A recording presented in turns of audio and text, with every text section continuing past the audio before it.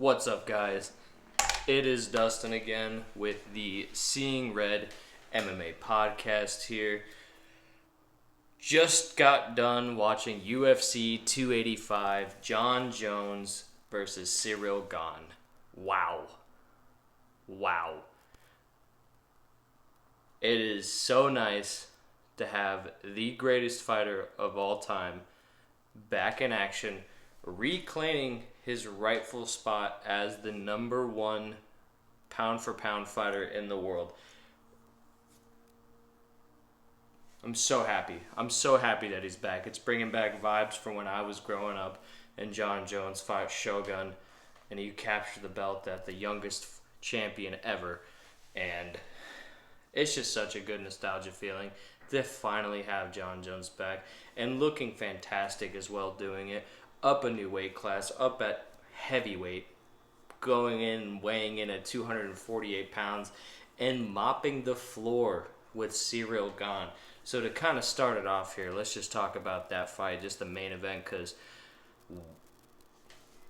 it was phenomenal. It's everything I wanted out of Jon Jones. He comes in there. They had toe gate. He had the tape around his foot there. They had to cut it off right before the fight started. So I'm like, we already got some shenanigans going on. 7 seconds in, gets kicked in the groin by Gane. I'm like, here we go. This fight's about to be a shit show. Let's see how this ends up going. And boy, did it live up to the hype, because Jon Jones finally returns. He is the greatest fighter of all time. There is absolutely no debate about it. Volkanovski, Makhachev, Khabib, GSP, Silva, don't care. He is the number one pound-for-pound fighter in the entire world. He has never lost. His only loss is a disqualification against Matt Hamill. This man has never lost a fight in his entire career. Takes 3 years off, goes up a weight class, puts on the weight, does it right as well too. Gets the win in dramatic fashion. I mean, you go back and watch that fight there. 2 minutes and 4 seconds is the official time that Gane tapped to that guillotine choke, or I don't even know. You would call it a guillotine. I would probably call it a guillotine, but it might be a more specific name to it that I'm not aware of. But from what I saw there, he bullied Ciryl Gane. I don't know if maybe the lights got to Ciryl Gane and he was just not ready for the spotlight going against the greatest of all time, and he just didn't live up to his potential. Either way, Jon Jones still came out there and absolutely handled the business, gaining the heavyweight title. And he did it so easily, I don't even think it answered all the questions that we may have. How is he going to look as far as the speed? Is he going to be more flat-footed? Is he going to be able to evade strikes the way he used to? It was such a quick fight. We didn't really get any of those questions answered, because Jon was able to take Ciryl down within like the first minute, and then a minute later, Ciryl Gane's tapping to a guillotine. I mean, what more could you want from the consensus greatest of all time other than him to go out there and show up and show out like he did? It's fantastic. I'm so happy for the guy. He did such a good job. I mean, he's had his ups and downs with the police, car accidents, scandals as far as cocaine and picograms. All that aside, just looking at brass tacks, I am so excited for that guy.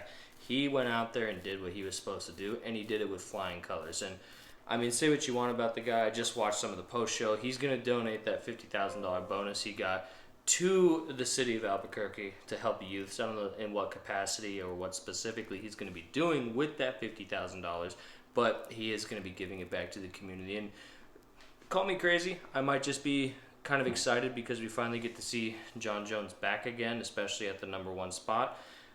He might be turning it over a new leaf. Maybe this 3-year layoff is what we needed from Jon to go ahead and get his mind right and become the fighter and man he was always supposed to be.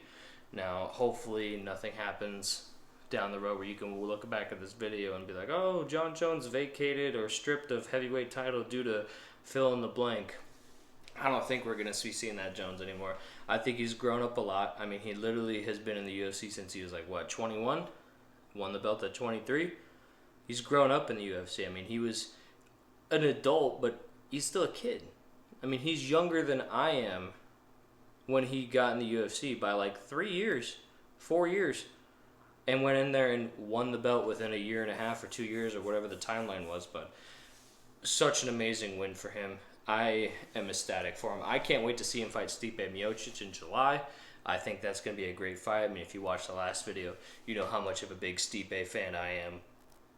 I mean, just because I have the hat, I have to root for Stipe, unfortunately.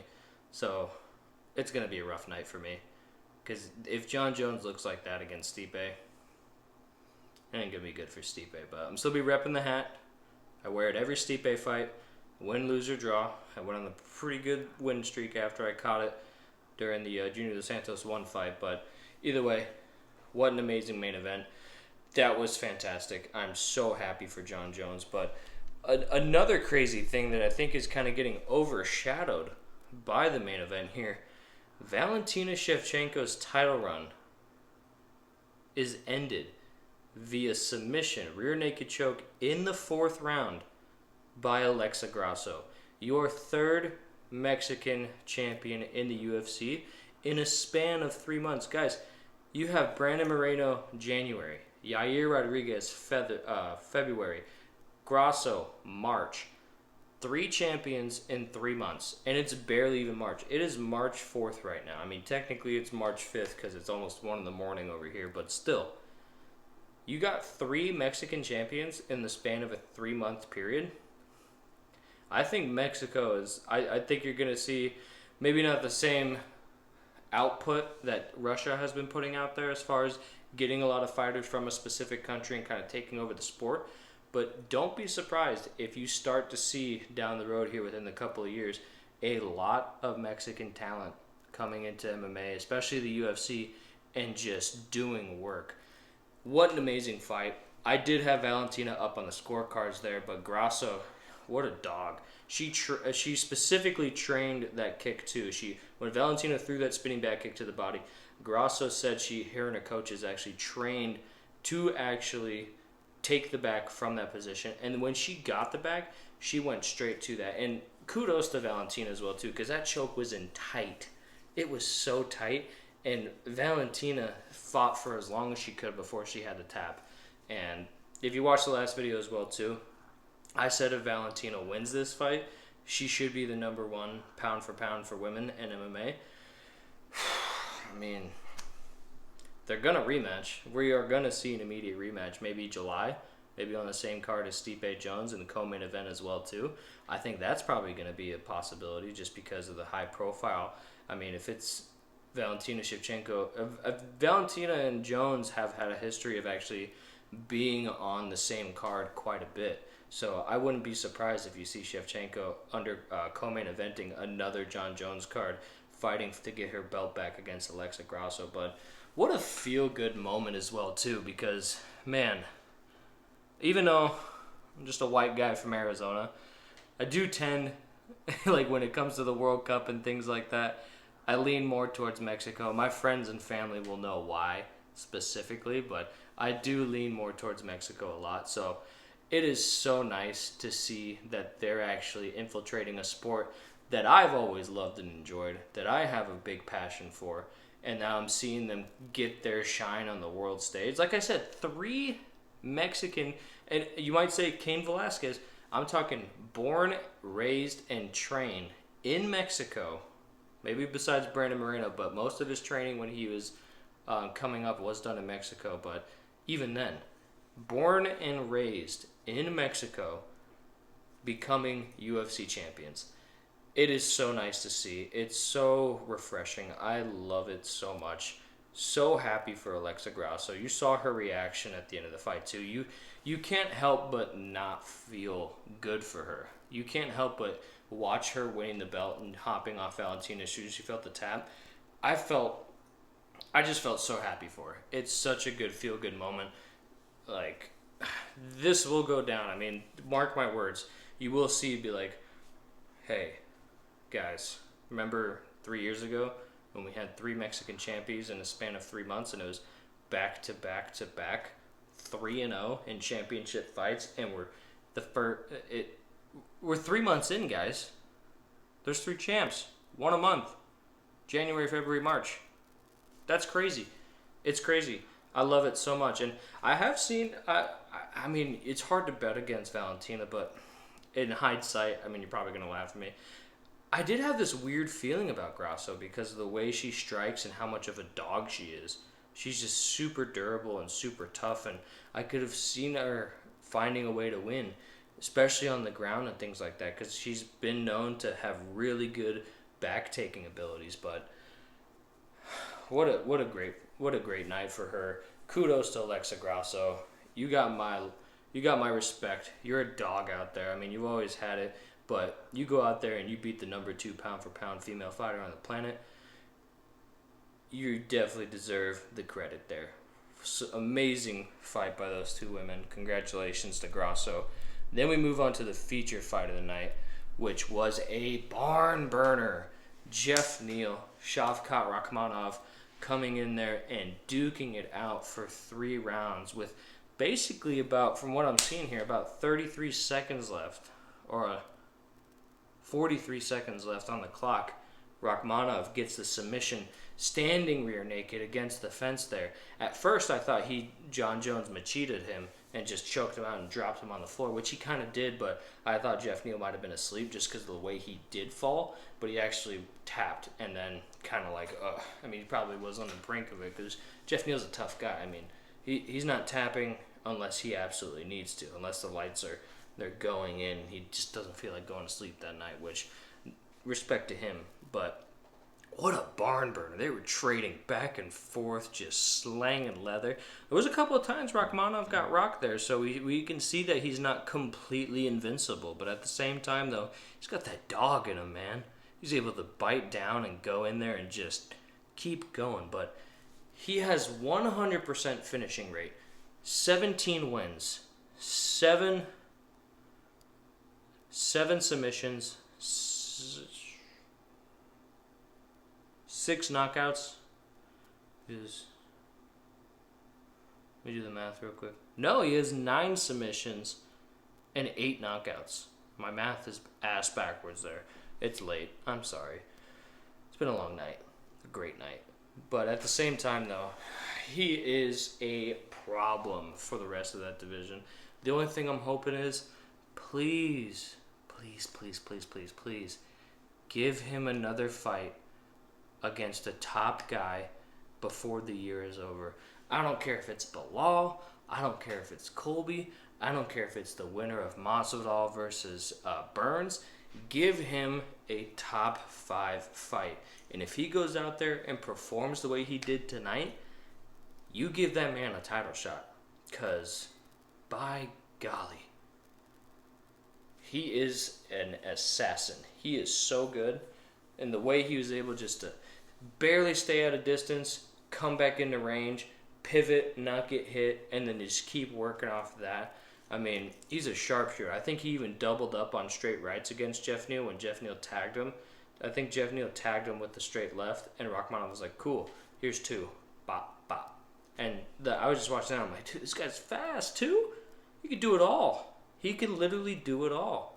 And it's another guy from the, I don't want to say Russia, but like the Russian area. I mean, Kazakhstan's pretty close. I know it's pretty close to Kyrgyzstan, I'm assuming, just because of the stan.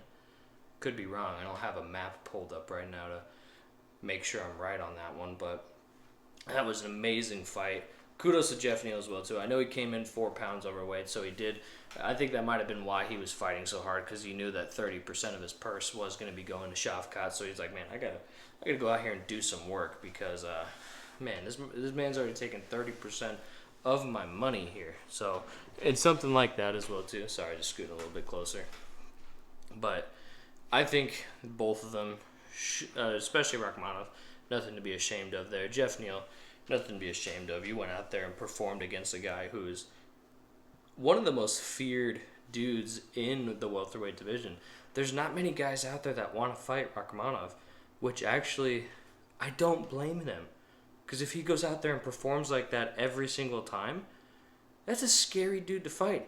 I don't care if you're the champion or not. If you're a top 2, top 3, top 4, top 5, top 10, that's a scary dude. I honestly think he's more scary than Chimaev. I think Chimaev is just kind of more aggressive, but maybe aggressive isn't always the scariest thing. Yes, he might go out there and scream or talk to Dana while he's got some dude picked up in the air, but a guy that's cold and calculated and can pick you apart from the outside, that can take you down and submit you, that can submit you standing up. A guy like that, that's a guy to be feared. So I can't wait to see what he does. I'm begging the UFC, if you're watching this, Dana, please give this man another fight. Probably before the second quarter is over. No, the third quarter. Give him a fight in like the summertime. Maybe he gets on that July card with Jones again too. Maybe they try and copy what they did tonight, because tonight was an amazing card from top to bottom. I watched every single fight, starting with Esteban all the way up to Jon Jones. It was amazing. I loved every single minute of it. And getting to the next fight as well too. Now this was a little bit more controversial because I can see, I wouldn't say robbery. I wouldn't call it a robbery, but Mateus Gamrot versus Jalen Turner. Now, if you watched the last video, I was rooting for Turner because I've met the guy. He's a really cool guy. Really nice guy. Very humble. He actually told me he was fighting, how you pronounce it? I think it was Medic or Klein. One of those guys coming off of the Contender Series, and he actually told us before he was even supposed to say anything. It's like, hey, guys, be fighting this guy, which I thought was kind of cool. Maybe he was allowed to, and he was just fluffing us up a little bit. But either way, that was a great fight. I think it really showed that Jalen Turner does belong in the top 10 at the very least. You match him up right at the lightweight division, he could do some really cool things in that division there. I mean, you pair him up with a guy like Rafael, like Fiziev, maybe even Dos Anjos if Dos Anjos sticks around, back at lightweight as well too. Get him against the hooker, like the guy he was supposed to fight. That's an amazing fight in and of itself. All those guys, get him against Poirier. He's so long and so tall. He can do a lot of stuff that a lot of these other guys can't, just because of his size difference. When he was taken down by Gamrot at one point, he was doing the crab walk. He has hands and his legs on the ground there, kind of like standing, with his back facing the ground, but he was elevated. He literally looked like a tarantula when he was doing it. Now I'm like, figured out why your fight name is your fight name, because that makes a lot of sense. But that was a great fight. I can see how you give it to Gamrot because of the takedown and the control. I can see how you give it to Turner because he did land more on the feet and did land more damage as well too. Good fight overall. Both those guys should be awarded. I think you give that. Man, if Jeff Neal and Rachmanov if they didn't fight the way they did, that's their fight of the night right there. Maybe, I don't even know what's fight of the night is. I don't have that pulled up right now, but such a good fight. Happy for Jalen Turner because he proved that he belongs in that heap. Gamrot just continuing his wins. I mean, the guy's got a gnarly record. I don't know exactly what it is. It doesn't show it here on the screen, but I know he's only got 2 losses. And it's like 2 out of like 30 maybe fights, rounding it up maybe it's like 27, or he's like 25-2, let's say, let's call it that. The dude belongs in the UFC as well too, obviously the lightweight division. I mean, he's proved it by getting on a win streak and then fighting Dariush. But happy for both guys. Happy Gamrot got the win again, bouncing back after Dariush. Happy Jalen Turner kind of shut up the doubters and proved that, hey, I can hang at this division. Like, watch me do my work. Another guy that we got to see who opened up the main card, who I thought was, man, once it hit the ground, you were kind of just like, how long until he taps? Bo Nickel versus Jamie Pickett. First round submission. You kicked my parlay off. Thank you, Bo Nickel. Jalen Turner. It's alright, man. If you bet on the fights, if you get mad because a fighter you bet on lost, maybe you shouldn't be watching fights. Maybe you should grow a fucking sack. I mean, there's robberies here and there. It happens. It just happened to be a fight that you bet on, which happened to me. I personally gave it to Jalen Turner because I was biased. I wanted Jalen Turner to win because I wanted to win $1,400 basically. But it's the name of the game. If you bet, that's what you're dealing with. But Bo Nickel, was able to get Jamie Pickett to the ground after a controversial. I don't think I don't know who the ref was. I forgot that part, but he missed a low blow. I watched the replay. Bo Nickel definitely kneed Pickett in the groin area. Took advantage of that as well too. You could see Jamie Pickett on his way down, kind of like complaining. He's like, "What are you doing?" And once it was on the ground, I think they spent maybe a good 45 seconds to a minute. I don't know exactly how long, but he had that arm triangle in for quite a bit. And I was kind of yelling at the screen. I'm like, get your leg out of there and go to side control and finish this dude. But then I remember position over submission. Say it with me, kids. Position over submission. And that's what he did. And he took his time and he switched the grip. He went from a traditional gable grip where you close the elbows and you push in like that and you kind of separate their head and shoulder away from their body while pushing away with your hip. He switched to the rear naked choke grip. Once he did that, you saw Jamie Pickett tap immediately. He was like, I don't want any more of that. That was tight. And, I mean, a lot of us kind of knew that was going to happen going into the fight. Not that specific submission, but, I mean, with his pedigree and everything like that, it's kind of hard not to think that that's how Bo Nickel was going to win. So, understandable if you're like, yeah, I mean, he did what he was supposed to do. Yeah, but he's 4-0, doing that to an already established UFC fighter. Kid's got promise. I think they should probably maybe match him up correctly, maybe with other grapplers. I wouldn't push him too far ahead. We didn't get to see really any of his striking. I know he threw a kick and fell down, so you probably needs to work on it. But, I mean, even in Contender Series, who am I to say? I'm just a guy in his apartment, like I say, talking about fights, loving fights. So, moving on to the prelims here. I'm only going to go over a couple of these here just because I don't want to take too long with this, but Cody Garbrandt finally gets back in the win column against Jon Jones. Now, he did pick up a unanimous decision. 3 rounds. It's a good win for Cody. I think it's a win that keeps Cody in the UFC. But based off that fight, maybe Jones went into that fight like a little bit nervous. He's fighting a former champion. Even though we know that Cody is on a little bit of a... Well, now he's got to win, so the losing streak has been snapped. But we know he can be clipped, and it will hurt him. He has had durability issues in the past. But in this case here, Jon Jones, he really didn't throw that much. But when he did in the 3rd round, he clipped Garbrandt and then clinched up with him a little bit there. So Cody just simply did what he had to do. Even though it maybe wasn't the most exciting fight, he did kind of do a little bit of showboating there. I don't even know what you call it. He did like the little drop it like it's hot thing in the middle of the cage there, which I thought was, I mean, when I saw that, I was like, oh, the old Cody's back, let's go. And then he won a decision. I'm not mad at him for winning a decision. I mean, he's probably fighting for his career there. He's fighting for his job. He needs that win. If he loses to an unranked fighter, especially a guy that got switched out on short notice, who had not that, I know he had a decent training camp, but Julio Arce was the original opponent there, and Cody was able to get Jon Jones to step in on short notice. But, I mean, I don't think Cody, unfortunately, especially with how deep bantamweight is, I think his time spent at the top is done.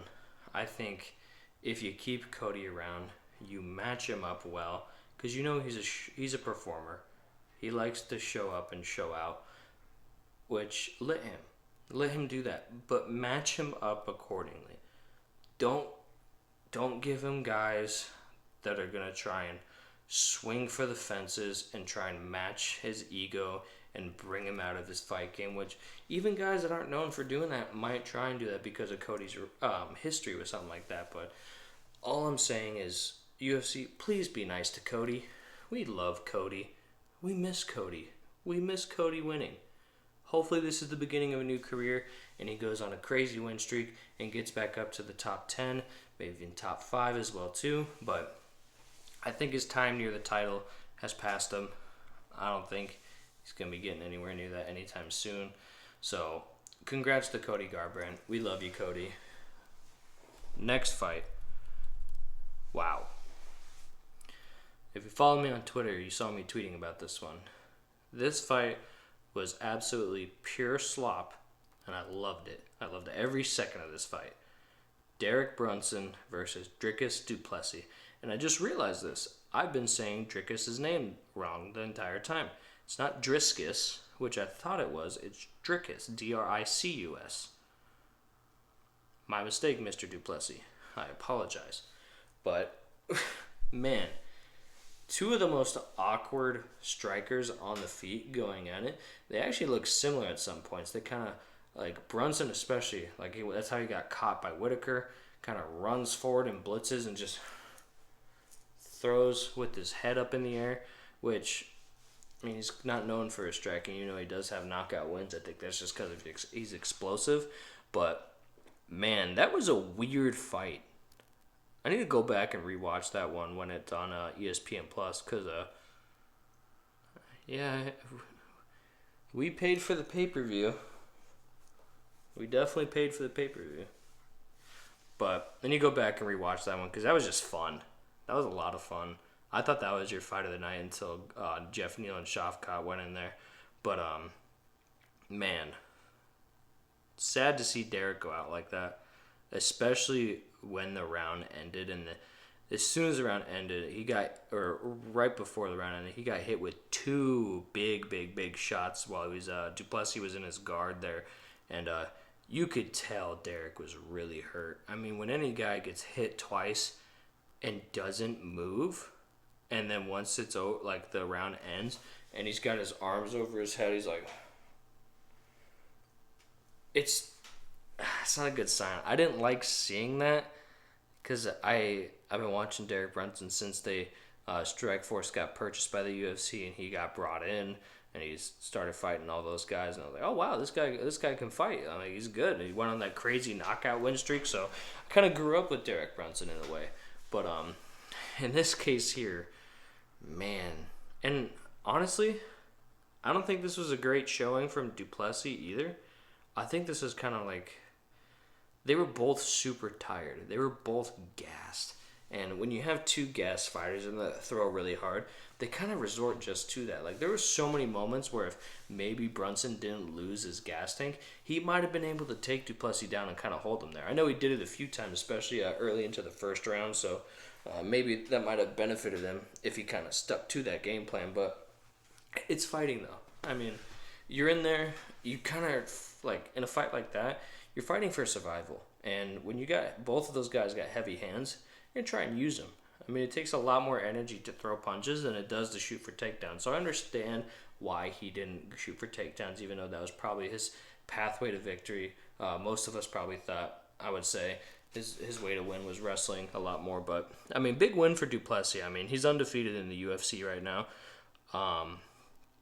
Only fight that wasn't a finish was Brad Tavares. Even then, that fight was sloppy as well, too. I mean, not sloppy in a bad way. Like, it was just a good fight. Those guys were digging deep and they were throwing heavy leather. So, I mean, I don't know what you do with Duplessis, man, because it didn't show. It showed him how tough he is, but it didn't show his skill level. I don't think he was better than Derek Brunson that night. I think he was less tired than Derek Brunson in that fight, because Brunson was like, he was gassed. He was really gassed. I think especially when those shots on the ground landed, he wasn't even trying to like move his head. I know he's in the guard position there with Duplessis on top, but he didn't even try and really like wrap him up and bring him to his chest just to hold out until the end of the round there. So I don't know what you do with either of those guys there. Maybe you give Duplessis like the winner of Gastelum versus Chris Curtis. I think Duplessis might be ranked higher than both of them. Maybe.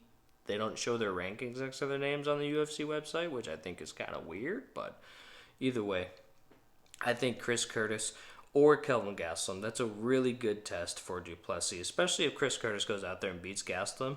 I think I like that fight more for Duplessis, Chris Curtis, than I do the Gastelum fight. But either way, we'll see what happens.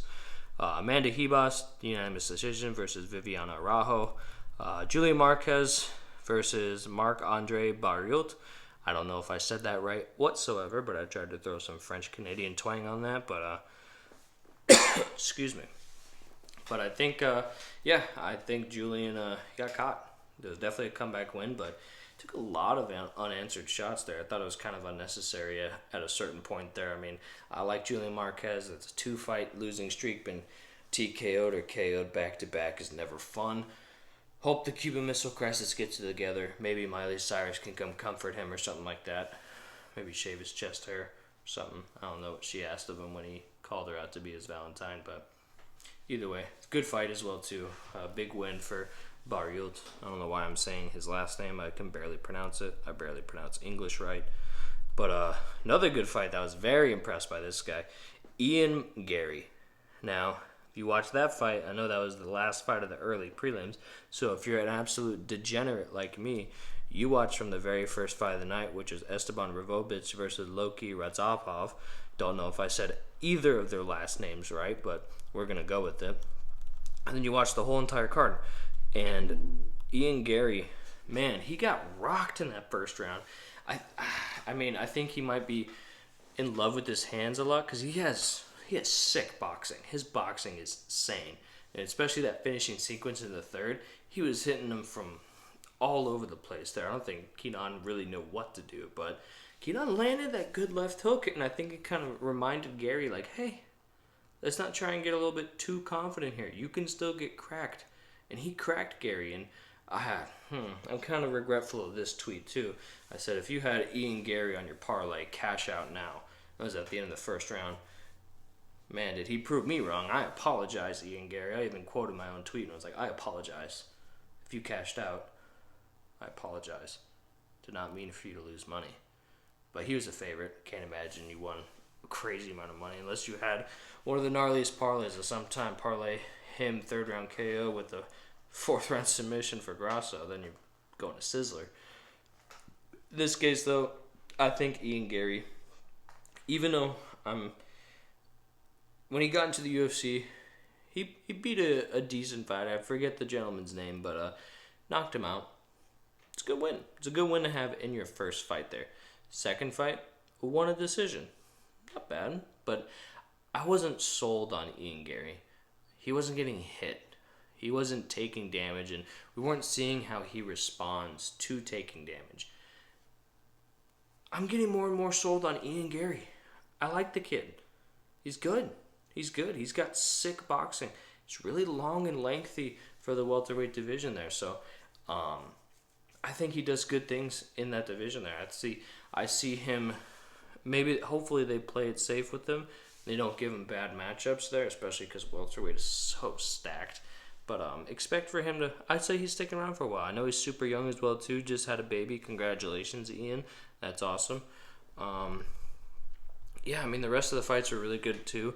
Going down to the very last prelims, Cameron Simon, the majority decision. He got a point deduction in the first or second round. I don't remember exactly which one, but for groin kicks there. So kudos to Mana Martinez for toughing it out.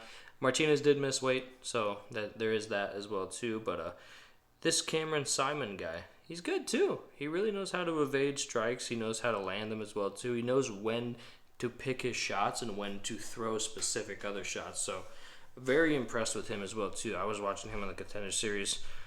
Second round armbar for Tabitha Ricci as well too. The Baby Shark over Jessica Penne. Good fight. That judo toss that I forget what it's called. It's probably some simple name that I'm forgetting and I'm just tired. But Tabitha Ricci with the W as well too.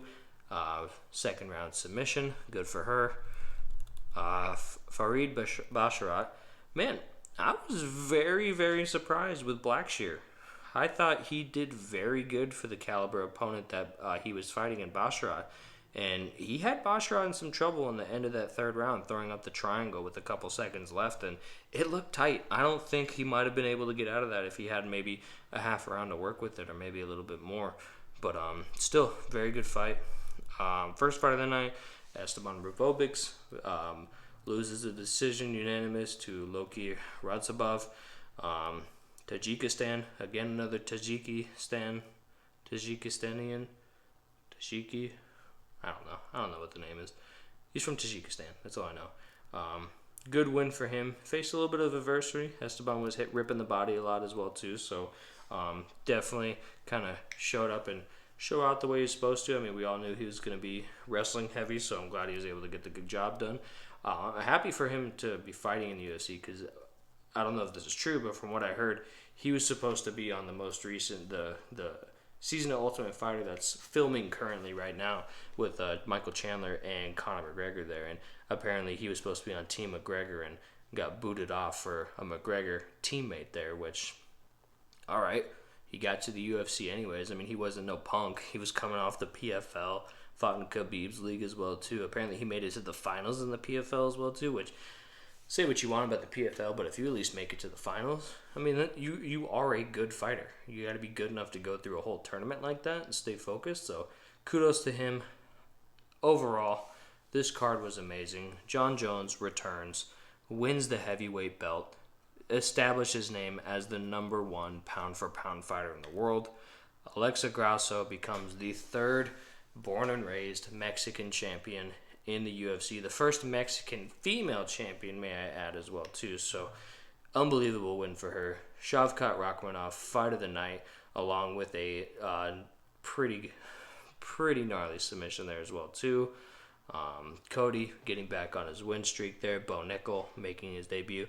I think this is a fight night that people will remember for quite a while. It was amazing. I love this fight night, but yeah. Love to go back and rewatch it when it finally drops on ESPN Plus there, but other than that, I mean, that's about it, guys. I mean, it's late. It's 1:30 in the morning here in Arizona. It's pretty late. I'm going to watch the post-show, maybe watch the press conference as well, too, just see what these fighters have to say. Really interested to see what Jon Jones has to say other than thanking Jesus. But, yeah, it's a lot of fun. I'll get this up tomorrow morning. Other than that, you guys have a rest of...